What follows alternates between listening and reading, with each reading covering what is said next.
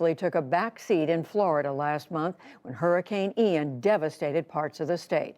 But candidates are now back out on the trail in full force, making their cases to voters in races up and down the ticket. Amna Nawaz traveled to the Sunshine State recently, and she has our look at the race for governor. We will leave no doubt that the state of Florida is free, and it is free to stay. Thank you all. Home to ultra-competitive races and electoral recounts, Florida has long been the crown jewel of battleground states. But a high-profile governor's race this cycle is a sign of shifting political tides. We're not going to let this state descend into some type of woke dumpster fire. Governor Ron DeSantis is seeking his second term after winning by less than half a percentage point in 2018.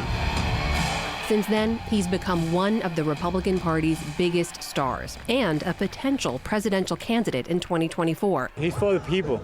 At a rally in deep blue Broward County, hundreds of supporters lined up for hours to see the governor speak. Like President Trump, he's speaking for the majority. Our country is in trouble. We feel we're not in trouble.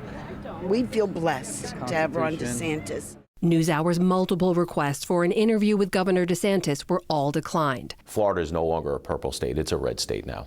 State Representative Blaise Ingoglia led Florida's Republican Party from 2015 through DeSantis' inauguration in 2019. He says the governor's bare-knuckled approach has re-energized the base. For years, people who followed the Republican Party, Republicans, even Republican elected officials, were very frustrated with people that were just sitting back, not taking action, not pushing back against media narratives, not pushing back against poor policies, not pushing back against D.C. In his first term, DeSantis leaned into divisive social issues and controversial policies, fervently opposing COVID protections, including lockdowns, masks, and vaccine mandates, imposing severe restrictions on educators' speech on gender identity, sexual orientation, and racism in schools. DeSantis also launched a state-funded electoral fraud unit, despite no evidence of widespread fraud, then arrested 20 people in August. As this police body cam footage shows, many were unaware they'd run afoul of voting rules because they had been issued registration cards. I'm like, voter fraud? I voted, but I ain't commit no fraud. This is the opening salvo. This is not the sum total of 2020. And in September, DeSantis spent millions of dollars to fly migrant families from the southern border to distant Democratic cities without warning. The first two flights abandoned 49 migrants in Martha's Vineyard. Federal and Texas local officials are now investigating the flight's legality.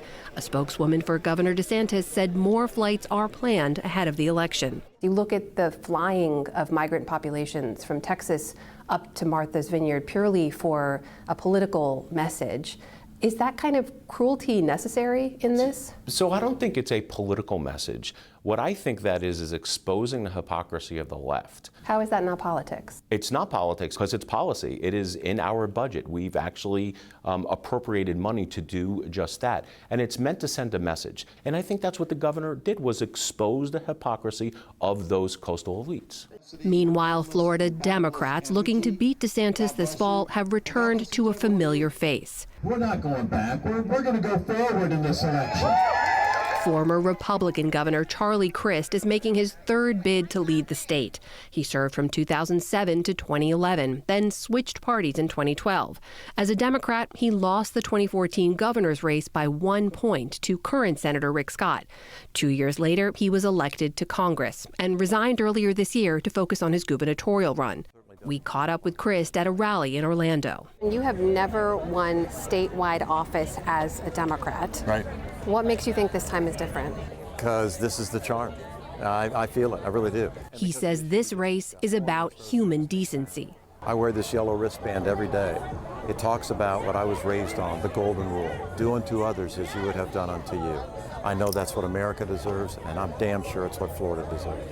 We need a governor who's got a heart and really cares about people, doesn't beat up on LGBTQ and doesn't beat up on African Americans and their right to vote. The choice issue has never been on the ballot in the last 50 years. It has energized and galvanized people, voters all across the state of Florida like I've never seen before.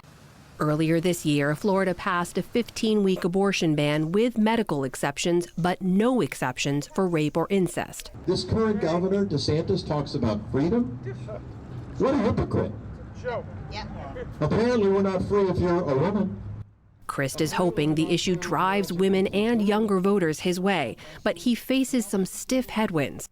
Polls have consistently shown DeSantis leading by an average of more than 7 points, according to 538. DeSantis currently has over $100 million in his campaign war chest, about 35 times more than Crist. And last year, the GOP gained an edge on the voter rolls. Registered Republicans now outnumber registered Democrats in Florida by more than 270,000. Miami-Dade, Florida's largest county, is one example of Republicans gaining ground in the state. In 2016, Hillary Clinton won this county by 29 points. 4 years later, in 2020, Joe Biden still won, but by only 7 points. I think DeSantis wins by 4 or 5 points. Former Florida Republican Party Chair Al Cardenas says the state's rightward shift has been a long time coming. Florida, in addition to our good climate, has had a fairly robust economy over the last 20 years, driven by our hospitality industry, by our agricultural industry, by real estate. And so if you're the majority party, you ride that wave. But the party's focus on divisive social issues led him to endorse a Democrat in one congressional race. You have backed a Democrat this cycle. I backed one Democrat, yes. And why would a leader in the Republican Party back a Democratic candidate? It's my way to send a message to Republicans to stop this culture war stuff. It's just mean-spirited. It divides America in ways that are not healthy, and it's not who we are as a country. So that's why I did it. Peeling off moderate Republicans is one part of Democrats' strategy here in Florida, according to Progressive State Representative Anna Eskamani. I do feel like those Floridians that maybe voted for Trump, voted for DeSantis, and are kind of tired of the constant culture war, of just the pure exhaustion of divisiveness, that Charlie is someone who can have that appeal. But Eskamani, at 32, is one of the party's youngest elected officials. Over the long term, she says, Democrats need to rebuild infrastructure to regain lost ground. We're building a bench, and that does take time. But I will say that in Florida, we are looking at a political landscape where a lot of folks have written us off. They see more potential in states like Ohio, Pennsylvania, Arizona, Texas even. And so we are seeing the national infrastructure also kind of look at Florida and say, we're going to move on, which is really, really bad because Florida is the firewall between freedom and fascism.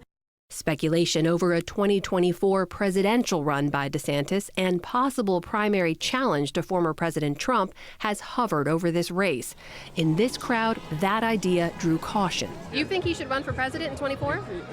No, 2028. 2028. 28, wow. Yeah, I got to give Trump one more time. Well before any decisions for 2024, Floridians will first cast their ballots in these high-stakes contests. Mail-in voting is now underway. For the PBS NewsHour, I'm Amna Nawaz in Coral Springs, Florida.